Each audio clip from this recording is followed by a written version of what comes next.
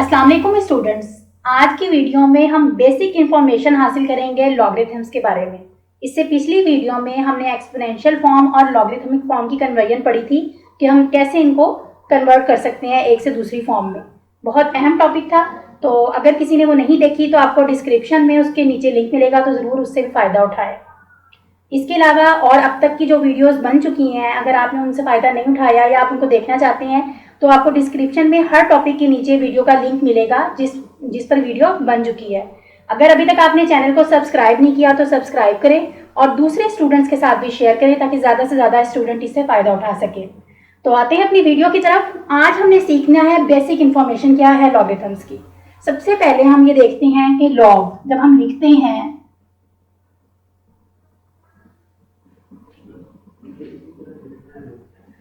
log of a to the base b, हमें सबसे पहले ये पता होना चाहिए कि ये a और b क्या है। a is the argument of log, a कहते हैं आर्ग्यूमेंट को, ठीक है। log का आर्ग्यूमेंट होगा a और b जो है वो बेस होगी, b बेस है, ठीक है। सबसे पहले हमने सीखा कि अगर हम कहते हैं log ऑफ दिस नंबर, तो वो नंबर log का क्या कहलाता है, वो नंबर log का आर्ग्यूमेंट कहलाता है, और जो आपके पास छोटा सा लिखा हुआ होता है बेस की फॉर्म में वो बेस होती है, ठीक है। हम इसको किसी भी नंबर से रिप्रेजेंट कर सकते हैं। अब कुछ कंडीशंस हमें देखनी है कि ये a और b किस तरह के होने चाहिए या किस तरह के नहीं हो सकते। सबसे पहले हम ये सीखेंगे कि ये a और b किस किस तरह के हो सकते हैं और किस किस तरह से नहीं हो सकते। सबसे पहली बात जो आपने जहन में रखनी है, first, all a b belongs to real number. ये ए और बी जो है कहां से होने चाहिए, रियल नंबर से। सेकंड कंडीशन देखें जरा, ये हमारे पास वो कंडीशंस है जो हमने लॉग के लिए ए और बी के लिए देखनी है। ए जो है आर्ग्यूमेंट जो है इज ग्रेटर देन 0, ए को 0 से बड़ा होना चाहिए, ठीक है। ना तो ये नेगेटिव हो सकता है, and A is greater than 0, और ए क्या नहीं होना चाहिए, ए इज नॉट इक्वल टू 0, ठीक है, and A is not less than 0। इसका मतलब ये है कि आपके लॉग का जो आर्ग्यूमेंट है वो सिर्फ पॉजिटिव नंबर होना चाहिए। ग्रेटर देन 0 का मतलब होता है कि एनी पॉजिटिव रियल नंबर, ना तो वो 0 हो और ना ही वो नेगेटिव हो, ठीक है। सबसे पहले हमने सीखा कि ये ए बी रियल नंबर में से हो, यानी आर्ग्यूमेंट भी और बेस रियल नंबर होने चाहिए। फिर हमने सीखा कि आर्ग्यूमेंट को ग्रेटर देन 0 यानी कि कोई भी पॉजिटिव रियल नंबर होना चाहिए, ना तो वो 0 हो और ना ही वो नेगेटिव हो। यानी इन सिंपल वर्ड्स लॉग का आंसर नेगेटिव भी हो सकता है और 0 भी हो सकता है, लेकिन लॉग का आर्ग्यूमेंट, जिस चीज का हम लॉग ले रहे हैं, वो ना तो नेगेटिव हो और ना ही 0 हो। अच्छा, अब आ जाते हैं बी, बेस की तरफ।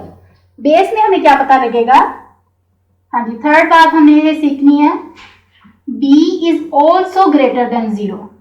b भी एक पॉजिटिव रियल नंबर होना चाहिए, बट और क्या क्या नहीं होना चाहिए, and b is not equal to 1। b positive हो और रियल नंबर हो लेकिन 1 ना हो, यानी 1 से बड़ी हो या कुछ भी और हो, हम कुछ भी कह सकते हैं, बट 1 नहीं होना चाहिए। बेस क्या होनी चाहिए, ग्रेटर देन 0, और बेस क्या नहीं होनी चाहिए, 1 नहीं होनी चाहिए। आर्ग्यूमेंट और बेस को रियल नंबर से बिलोंग करना चाहिए, आर्ग्यूमेंट को ग्रेटर देन 0 होना चाहिए और ना तो लेस देन 0 हो और ना ही इक्वल टू 0 हो, ठीक है। और बेस ग्रेटर देन 0 तो हो बट 1 ना हो, ठीक है। 1 भी तो ग्रेटर देन 0 में ही आता है ना, लेकिन इसके लिए कंडीशन ये है कि ये 1 ना हो। तो ये वो कंडीशंस थी जो आपने आर्ग्यूमेंट और बेस के बारे में सीखी, ठीक है। ये कंडीशंस थी, ये बेसिक कंडीशंस थी जो हमें पता होनी चाहिए कि अगर हम किसी नंबर का लॉग ले रहे हैं या उसकी बेस है, तो बेस और लॉग, ठीक है, यानी कि बेस और आर्ग्यूमेंट किस किस किस्म का हो सकता है। ये बेसिक बात थी जो हमने सीखी कि ए भी बिलोंग करता है रियल नंबर से, ए ग्रेटर देन 0 हो and A is not equal to 0 हो and A is not equal to less than 0 हो, ना तो वो नेगेटिव। बेसिक कंडीशन तो हमने देख ली कि हमारे आर्ग्यूमेंट और बेस की कंडीशन क्या होनी चाहिए। ए भी बिलोंग करता हो रियल नंबर से, A is greater than 0 and A is not equal to 0 and A is not equal to any negative number. फिर हमने बेस के लिए देखा कि B is greater than 0 and B is not equal to +1, यानी कि greater than 0 हो but 1 ना हो, अदर देन 1 हो। अब बेसिक इसकी प्रॉपर्टीज देख लेते हैं, हमारे पास लॉगरिथम की प्रॉपर्टीज क्या है। फर्स्ट प्रॉपर्टी है आपके सामने लिखी हुई है, the logarithm of 1 to any base is 0। अगर तो देख लेते हैं कैसे, हम लेट कर लेते हैं log ऑफ a, हम इसको पढ़ते हैं log of a to the base b is equal to x। हमें नहीं पता कि ये क्या है। If argument is equal to 1, if argument a is equal to 1, हमने अभी बात की कि अगर हम 1 का लॉग लें तो आंसर हमेशा 0 मिलता है। ऊपर हमने कहा था कि 0 का लॉग नहीं ले सकते, 0 का लॉग नहीं ले सकते का मतलब ये है कि argument is not equal to 0 but answer में भी 0। ठीक है, आंसर में 0 भी आ सकता है, आंसर नेगेटिव नंबर में भी आ सकता है, लेकिन हम नेगेटिव नंबर और 0 का लॉग नहीं ले सकते। ठीक है, ये थी हमारी कंडीशन। अब हम इसमें a पुट करते हैं कि a की वैल्यू अगर 1 हो जाए तो फिर log की वैल्यू क्या होगी। ठीक है, हमने सीख ली है कि हम लॉगरिथमिक फॉर्म से एक्सपोनेंशियल फॉर्म में कैसे जाते हैं। हमने इसकी कन्वर्जन सीखी थी। बेस रिमेन सेम, बेस अपनी जगह पे रहती है, एक्सपोनेंट सामने होता है और आंसर नंबर लॉग के साथ होता है। b of x is equal to 1, हमें पता है कि any non zero real number हो और अगर आप उसकी पावर 0 ले लें तो वो इक्वल टू 1 होता है।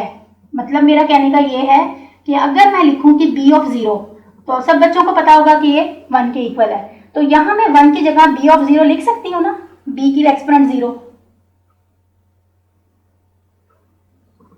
हमने पिछली वीडियो में सीखा था कि अगर बेसिस सेम हो जाए तो एक्सपोनेंट्स कंपेयर कर सकते हैं। तो हम एक्सपोनेंट को अगर कंपेयर करते हैं तो आपके पास x की वैल्यू क्या आ रही है, 0, और x क्या है, 0। x की वैल्यू आ गई आपके पास 0। ठीक है, तो आपको ये बात प्रूफ हो गई। अब अगर ये x0 आप इसमें पुट करते हैं, ठीक है, इसमें putting the value of x is equal to 0 in equation 1, तो आपके पास क्या रिजल्ट आ जाएगा,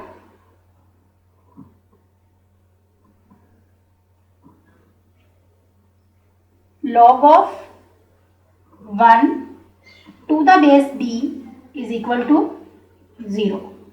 तो अगेन आपने अपनी प्रॉपर्टी जो है प्रूव कर ली कि अगर आपके पास 1 का लॉग हो टू द एनी बेस, ठीक है, बेस कोई भी हो, अगर आपके पास 1 का लॉग हो तो वो आंसर में आपको क्या मिलेगा, 0।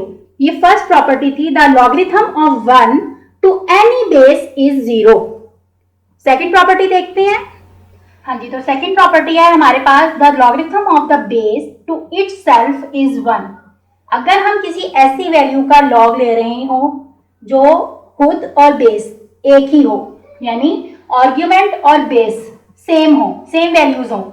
यहाँ पर आपको a और b डिफरेंट नजर आ रहे हैं ना, अगर यहाँ पर भी a हो और बेस भी a हो, या यहाँ पर भी b हो और आर्ग्यूमेंट भी b हो, तो आपके पास हमेशा 1 आंसर आएगा। इसको देखते हैं कैसे। इफ हम लेट कर लेते हैं कि log of a to the base a is equal to x है, हमें नहीं पता ये क्या है। ठीक है, हमें log लिया a का with base a, log of a to the base a is equal to x। ठीक है, हमने सीखा है लॉगरिथमिक फॉर्म से एक्सपोनेंशियल फॉर्म में जाएं तो हमें इस x की वैल्यू मिल जाती है, जो भी चीज अननोन होती है। तो देखते हैं इसको, बेस a बेस है, लॉग के सामने वाली वैल्यू एक्सपोनेंट होती है और जो सामने वाला नंबर होता है वो कहाँ होता है, उसका हमने लॉग लिया हुआ होता है। ठीक है, इसको हमने एक्सपोनेंशियल फॉर्म में लिख दिया। क्या यहाँ पर a की पावर 1 है, हाँ जी है, तो हम इसको इस तरह लिख सकते हैं ना, a raise to power 1। Basis same हो तो एक्सपोनेंट्स कंपेयर कर सकते हैं, x इज इक्वल टू 1। तो हमारे पास x की वैल्यू क्या आ गई 1। ये x की वैल्यू हम ऊपर पुट कर देंगे तो हमारे पास ये रिजल्ट आ जाएगा कि हमने जो प्रॉपर्टी लिखी थी वो करेक्ट है। यानी अगर आपके पास आर्ग्यूमेंट और बेस सेम हो जाए तो आंसर हमेशा क्या मिलेगा 1, जो कि हम अपनी प्रॉपर्टी में भी हमने पढ़ा है। The logarithm of the base to itself, base का ही हम लॉग ले लें तो आंसर में आपको हमेशा 1 मिलेगा। हाँ जी, इसको एग्जाम्पल से देखते हैं हम अपनी प्रॉपर्टीज को, जो हमने प्रॉपर्टीज अभी यहाँ पर लिखी।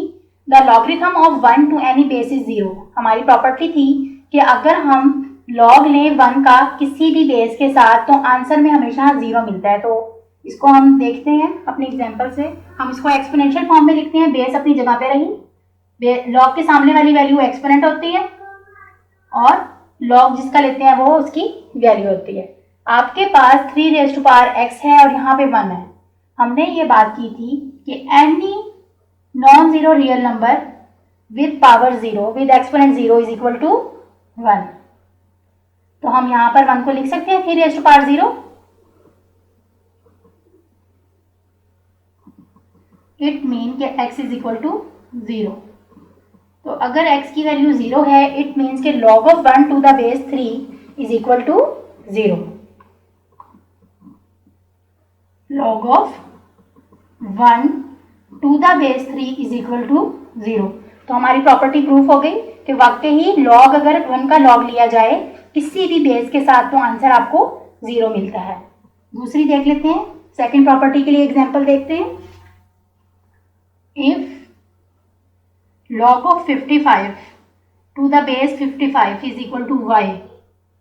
ठीक है, तो देखते हैं हमारे पास आंसर में क्या आता है। लॉगरिथमिक फॉर्म से एक्सपोनेंशियल फॉर्म में जाते हैं। 55 बेस है, log के सामने वाली वैल्यू इसकी पावर है, एक्सपोनेंट है, और ये वैल्यू आपके पास आंसर है। ठीक है, हम 55 की पावर लिख सकते हैं ना एक्सपोनेंट की फॉर्म में। इसको हम इसको एक्सपोनेंट की फॉर्म में लिख लेते हैं क्योंकि ये भी एक्सपोनेंट की फॉर्म में है, ताकि बेसिस सेम हो जाए और एक्सपोनेंट जो है वो हम कंपेयर कर लें। 55 की एक्सपोनेंट 1 और यहाँ पर 55 का एक्सपोनेंट 1 y, 55 का एक्सपोनेंट y है और यहाँ पर 55 का एक्सपोनेंट क्या है 1 है। बेसिस सेम हो रही है, एक्सपोनेंट्स कंपेयर कर लेते हैं। तो y की वैल्यू क्या आ रही है आपके पास 1। इट मीन्स कि जब ये y की वैल्यू आप इधर पुट करेंगे, ठीक है, तो आपके पास क्या होगा, आपके पास आएगा log 55 to the base 55 is equal to 1। जब भी हम किसी ऐसी चीज का log लें, ठीक है, जिसकी बेस और आर्ग्यूमेंट सेम हो, ठीक है, the logarithm of the base to itself, base का ही अगर log लिया जाए तो आपके पास आंसर क्या आता है 1। तो ये दोनों प्रॉपर्टीज जो हमने एग्जाम्पल के साथ देखी। हाँ जी, तो कंडीशन और प्रॉपर्टीज के बाद हम आते हैं कि हम जो लॉगरिथम्स हम डिस्कस कर रहे हैं, ठीक है, इनमें कॉमन लॉगरिथम्स हैं। कंडीशंस और प्रॉपर्टीज के बाद हम देखते हैं कि कॉमन लॉगरिथम्स किसको कहते हैं। Common logarithms are the logarithms to the base 10 are called common logarithms. ऐसे लॉग्स जिनकी बेस 10 हो उनको कॉमन लॉगरिथम्स कहते हैं, और ऐसे लॉग्स जिनकी बेस ई हो उनको नेचुरल लॉग्स कहते हैं, नेचुरल लॉगरिथम्स कहते हैं। ठीक है, यहाँ पर हमने सिर्फ कॉमन लॉगरिथम्स ही डिस्कस करने हैं, ठीक है, जो कि 10 की बेस के साथ हैं आपके पास। हमें पता है कि एक्सपोनेंशियल फॉर्म में 10⁻⁴ जो हो वो क्या होता है 1, 10⁻⁴ 10 होता है, 10⁻2 100 होता है, और 10⁻3 क्या होता है 1000। इसको हम लॉगरिथमिक फॉर्म में देखते हैं कि हमारे पास क्या वैल्यूज आती हैं। ठीक है, अगर हम इसको लॉग में लिखते तो आपको पता है कि बेस भी सेम रहती है, लॉग में बेस 10 होता, ठीक है, और आंसर में क्या आता है आपके पास 0। यानी अगर आपके पास, ठीक है, 1 का लॉग लेंगे बेस 10 के साथ तो आंसर क्या होगा 0। अब यहां पर लें, बेस 10 है और 10 का ही लॉग है तो आंसर क्या आ रहा है 1।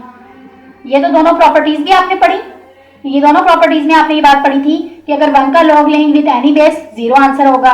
बेस अगर इटसेल्फ लॉग लिया जाए बेस का ही, बेस और आर्ग्यूमेंट सेम होगा जिसका लॉग ले रहे हैं और बेस सेम हो तो आंसर क्या आता है 1। अब इसमें देखें, इसको लॉगरिथमिक फॉर्म में लिखते हैं, बेस 10 है सामने वाला क्या आपके पास 100, तो आंसर क्या आ रहा है 2, यानी 100 का लॉग लेंगे तो क्या होगा 2।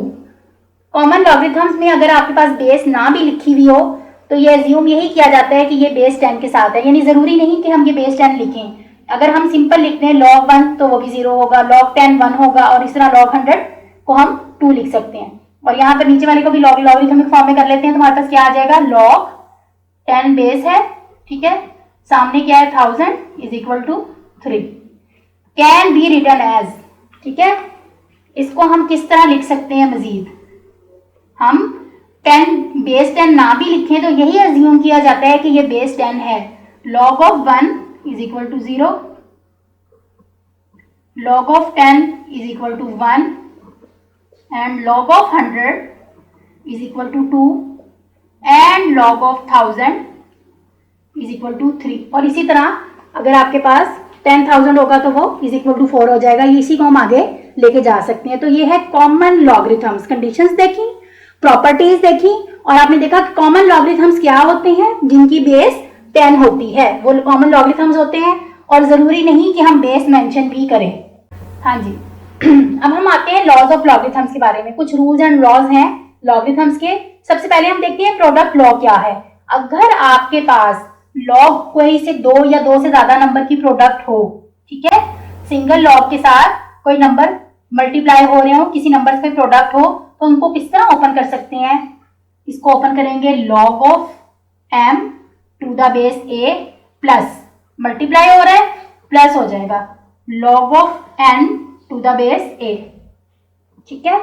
हम कह सकते हैं कि अगर आपके पास कोई से 2 नंबर मल्टीप्लाई हो रहे हैं एक लॉग के साथ, सिंगल लॉग के साथ, तो आप इनको अलग अलग लॉग के साथ प्लस कर सकते हैं, log of m to the base a plus log of n to the base a।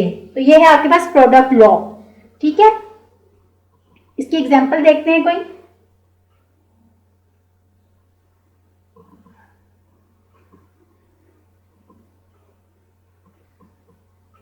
For example अगर आपके पास, ठीक है, फॉर एग्जाम्पल हम देख लेते हैं कि log ऑफ 7 मल्टीप्लाई बाय 8 है बेस b के साथ, ठीक है।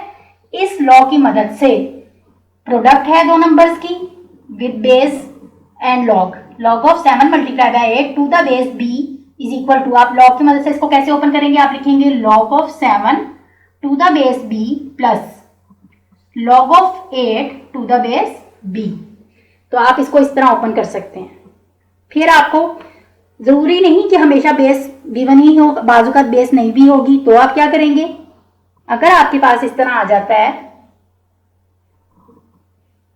log of a multiply by b, ठीक है, ये भी प्रोडक्ट लॉ की मदद से आप कैसे खोलेंगे, log of a plus log of b, ठीक है।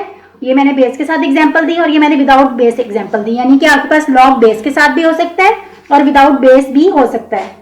तो बेस के साथ होगा तो बेस आ जाएगी, दोनों की सेम, एक ही बेस है, एक ही log है, ठीक है, ओपन कर दिया है हमने इसको। और यहाँ पर सिंपल है, बेस नहीं है तो log a plus log b लिख दिया है, ठीक है। ये तो आपके पास लॉ है, लेकिन अगर वो कौन सी सिचुएशन हो जिसमें ये लॉ अप्लाई नहीं होता, बाज़ औक़ात बच्चे कंफ्यूज हो जाते हैं, तो वो सिचुएशन देखें जहां पे ये लॉ अप्लाई नहीं होता, वो क्या होगी।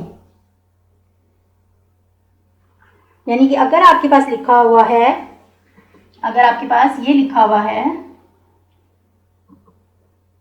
log ऑफ x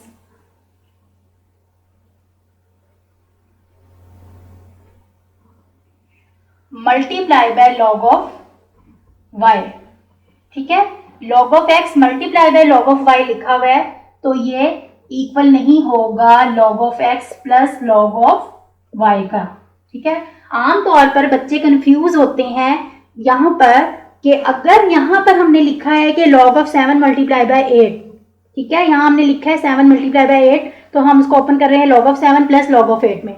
तो आपने और किस बात पे करना है कि देखें यहाँ पर सिंगल लॉग के साथ 2 नंबर्स की प्रोडक्ट थी, सिंगल लॉग के साथ 2 नंबर की प्रोडक्ट थी। अगर अलग अलग लॉग लिखे हुए हो मल्टीप्लीकेशन के साइन के साथ, तो वो इक्वल नहीं होंगे log of x plus log of y के।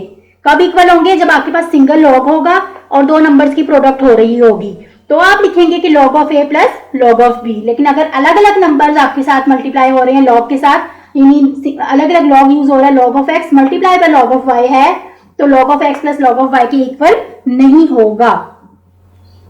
हाँ जी, तो प्रोडक्ट लॉ के बाद हमारे पास आता है क्वोशंट लॉ। क्वोशंट लॉ में क्या है कि अगर आपके पास कोई से दो नंबर डिवाइड हो रही हैं सिंगल लॉग के साथ, ठीक है, कोई से दो नंबर डिवाइड हो रही हैं सिंगल लॉग के साथ, तो जब हम उनको ओपन करेंगे तो किस तरह करेंगे, हम लिखेंगे log of m to the base a minus, divide हो रही है तो माइनस हो जाएगा log of n to the base a, log of m to the base a minus log of m to the base a। यानी अगर आपके पास कोई से दो नंबर मल्टीप्लाई हो रहे हैं तो वो उनको आप अलग अलग लॉग के साथ ऐड कर देंगे, log of m to the base a plus log of n to the base a। अगर दो नंबर्स मल्टीप्लाई हो रहे हैं सिंगल लॉग के साथ, अगर दो नंबर्स डिवाइड हो रहे हैं सिंगल लॉग के साथ, तो उनको आप अलग अलग माइनस कर देंगे, log of m to the base a minus log of m to the base a। इसकी एग्जांपल्स देखें। हाँ जी, हम लिखते हैं log ऑफ 7/4, ठीक है, ये एग्जांपल है इसकी। log ऑफ 7/4 को आप लिख सकते हैं log of 7 minus log of 4।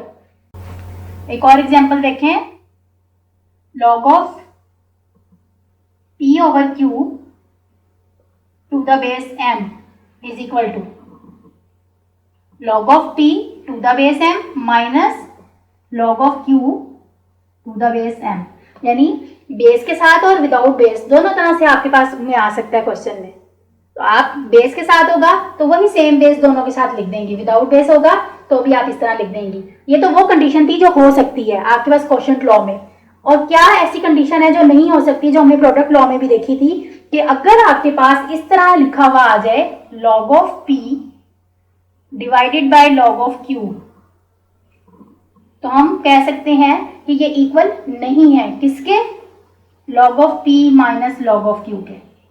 क्योंकि मैंने आपको बताया कि आपके पास सिंगल लॉग की फॉर्म में अगर दो नंबर डिवाइड हो रही है या सिंगल लॉग की फॉर्म में दो नंबर मल्टीप्लाई हो रही है तो ही वो सम और डिफरेंस के इक्वल होंगे। तो ये वाली वो कंडीशन थी जो नहीं हो सकती, ठीक है, ये रॉन्ग है।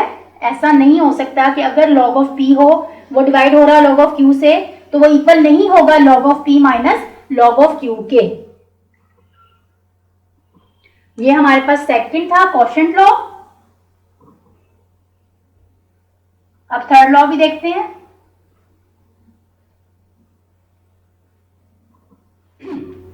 हाँ जी, तो थर्ड लॉ है हमारे पास पावर लॉ। पहले था product law, quotient law and power law. Power law में क्या होता है कि आपका आर्ग्यूमेंट जिसका आप लॉग ले रहे होते हैं, अगर वो एक्सपोनेंट की फॉर्म में हो, अगर वो एक्सपोनेंट की फॉर्म में हो, तो ये जो एक्सपोनेंट होता है ये बाहर आ जाता है। ये लॉग के साथ नहीं लिख सकते, ये जो n है ये लॉग के बाहर लिख लेते हैं और यहाँ लिखते हैं n log of m to the base a। जो भी बेस होती है वो सेम रहती है, लेकिन जो एक्सपोनेंट होता है वो लॉग से पहले लिखा जाता है। तो इसको कहते हैं पावर लॉ, यानी log ऑफ m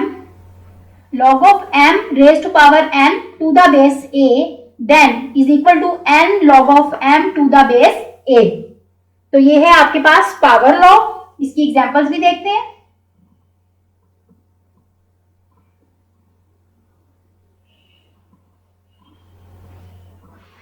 हाँ जी, तो पावर लॉ की एग्जांपल देखते हैं। अगर आपके पास हो log ऑफ n, ठीक है, एंड 5 रेज टू पावर 2, तो आप इसको किस तरह ओपन करेंगे, देखिए पावर बाहर चली जाएगी, 2 पावर है log of 5 to the base n, ठीक है। तो पावर लॉ होगा तो सिर्फ आपका क्या होगा, एक्सपोनेंट की पावर जो है वो लॉग से पहले लिखी जाएगी और बाकी लॉग एज इट इज लिखा जाएगा। इस तरह भी हो सकता है आपके पास। सिर्फ क्या है, यहाँ पर आपके बेस मेंशन नहीं हुई भी, तो आप क्या लिखेंगे, 3 log ऑफ 7। हाँ जी, जो लॉज हमने सीखे, इन लॉज को हम किस तरह अप्लाई कर सकते हैं, इनकी एप्लीकेशन देखते हैं। आपको किस तरह से क्वेश्चन आ सकता है, आपको क्वेश्चन आ सकता है कि आप इस क्वेश्चन को in term of log of x to the base a and log of z to the base a लिखें, या ये लिख सकते हैं write the right in term of sum और डिफरेंसेस, यानी इनको सम और डिफरेंस में लिखें। हाँ, लॉग की सिंगल लॉग की शक्ल में है, आप इसको सम और डिफरेंस में बताएं कि कैसे लिखेंगे। आपने ये जो तीनों लॉज पढ़े हैं इन तीनों को अप्लाई करना है और अपने क्वेश्चन को सॉल्व करना है। तो देखते हैं कैसे सॉल्व करते हैं। ये है आपके पास क्वेश्चन है log of x cube z4/5 to the base a। ठीक है, यहाँ पे हमें नजर आ रहा है कि यहाँ पर आपके पास दो नंबर्स की प्रोडक्ट है। ठीक है, तो देखिए उसको कैसे ओपन करेंगे हम। इसको हम लिख सकते हैं is equal to log of x cube into z की 4/5 एक्सपोनेंट।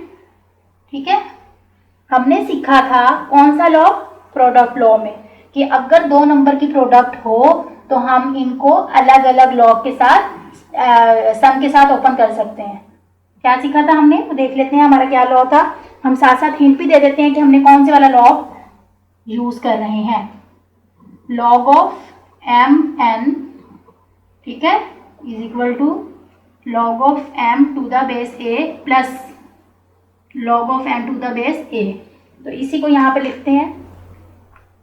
हाँ जी, तो यहाँ पर ये दो नंबर की प्रोडक्ट है, तो हमने यहाँ पर सीखा था कि अगर आपके पास प्रोडक्ट हो तो ये अलग अलग ओपन हो जाती है। ठीक है, इसको हमने इसकी मदद से ओपन कर देंगे। इसको हम लिखेंगे log of x cube to the base a plus log of z raise to power 4/5 to the base a। ठीक है, ये वाले हमने फर्स्ट लॉ की मदद से, प्रोडक्ट लॉ, जिसमें प्रोडक्ट जो होता है वो सम के इक्वल हो जाता है। दोनों को लॉग ले लेते हैं अलग अलग और उनको सम के इक्वल लिख देते हैं। हाँ जी, आगे अब हम इसको क्या करेंगे, अब हमें यहाँ पर एक्सपोनेंट्स नजर आ रही हैं, इसकी 3 और यहाँ 4/5। हमने पावर लॉ में पढ़ा था कि जो पावर होती है, जो एक्सपोनेंट होता है वो लॉग के शुरू में आ जाता है, यानी एक्सपोनेंट लॉग के साथ हम नहीं लिख सकते, तो वो उसको शुरू में ले जाते हैं। हम लिखेंगे 3 log of x to the base a plus 4/5 log z to the base a। और हमने कौन सा लॉ यूज किया, हमने पावर लॉ यूज किया। उसका हिंट भी हम साथ साथ दे देते हैं कि अब log of m raise to n to the base a हो तो हम लिख लेते हैं n log of m to the base a। तो यहाँ पर आपको यही कहा गया था कि आप log of x and log of z की फॉर्म में लिखें। तो आगे आपके पास 3 log of x plus 4/5 log of z to the base a। जैसे आपको क्वेश्चन में कहा गया था, क्वेश्चन में कोई आपको दे भी सकते हैं कि इसके इक्वल लिखें, इस फॉर्म में लिखें या सम और डिफरेंस की सूरत में लिखें। तो आप इन दोनों सूरतों में अपने लॉज अप्लाई करेंगे और उनकी मदद से अपने क्वेश्चन को सॉल्व कर लेंगे। तो ये है application of theorems, first 3 theorems की एप्लीकेशन है। इंशाल्लाह हम इसको प्रूव करना भी सीखेंगे नेक्स्ट वीडियो में। पहले जो मैंने आपको क्वेश्चन करवाया उसमें आपके पास लॉग जो था वो सिंगल था और हमने उसको सम और डिफरेंस में ओपन किया। ये जो क्वेश्चन है ये ओपन हुआ है, आपको इसको सिंगल लॉगरिथम में चेंज करना है। ठीक है, यानी इन्हीं लॉज को अप्लाई करते हुए हम सिंगल लॉग से सम और डिफरेंस और पावर लॉ भी यूज कर सकते हैं। और अगर आपके पास एक्सपेंड हुआ हो, ठीक है, आपके पास अगर लॉगरिथम एक्सपेंड हुआ है तो हम इसको किस तरह सिंप्लीफाई कर सकते हैं, इन लॉज की हेल्प से। देखें यहाँ पर आपको कुछ डिफरेंस में नजर आ रहे हैं और कुछ सम में नजर आ रहे हैं। सबसे पहले हम देख लेते हैं कौन से जो है वो आपस में ऐड हो रहे हैं। जो ऐड हो रहे होंगे उनको हम प्रोडक्ट लॉ की मदद से यूज सॉल्व कर लेंगे। देखते हैं, यहां हम देख रहे हैं कि फर्स्ट वाली भी प्लस की है, ठीक है, अमाउंट आपके पास, और ये टर्म भी है, ये भी फर्स्ट की प्लस की टर्म है। तो इन दोनों को इकट्ठा कर लेते हैं। सबसे पहले हम लिखते हैं log of 75/16 to the base a plus log of 32/243 to the base a, और ये माइनस वाले को इधर ले आते हैं, -2 log of 5/9 to the base a। अब हमने, हाँ जी, हम इन दोनों को इकट्ठा कर लेते हैं, प्लस हो रहे हैं दोनों। और ये जो 2 है, पावर लॉ में हमने पढ़ा था कि जो एक्सपोनेंट है वो बाहर चले जाते हैं, हम इसको दोबारा इसके साथ लिख देते हैं। हम करते हैं इनको log 75/16, ठीक है, ऐड हो रहे हैं तो ये मल्टीप्लाई होंगे सिंगल लॉग के साथ to the base a, same base है, और यहाँ लिखेंगे log 5/9 का स्क्वायर और बेस क्या है a। और हमने यहाँ पर कौन कौन से लॉ यूज किए, हमने एक तो